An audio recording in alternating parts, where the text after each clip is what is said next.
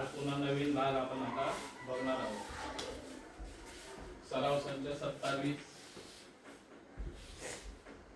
त्याच्यातला भाग आहे पाया समान असलेल्या घातांकी संख्येचा गुणाकार. आता इथे मगाशी आपण बघितले मागच्या पाठात पाया या संख्येला म्हणतात. इथे किती आहे पाया? दोन्ही ठिकाणी 2 आहे म्हणजे झाला का पाया समान?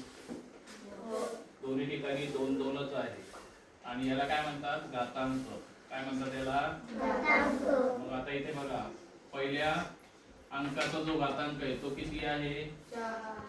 4. पहिल्या अंकाचा घातांक आहे 4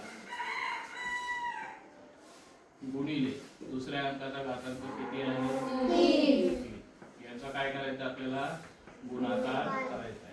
पण दोन्ही ठिकाणी पाया समान असल्यामुळे होईल काय ते बघू. पहिले 2चा चौथा घात. 2चा म्हणजे 2चा किती वेळा गुणाकार? 4 वेळा. नंतर 2चा किती वेळा गुणाकार? 3. झाला 2चा 4 वेळा. आता 2चा 3 वेळा. हे 2चा किती वेळा झाला रे गुणाकार? किती वेळा झाला? आहे ना सोपं? हे लिहायचं.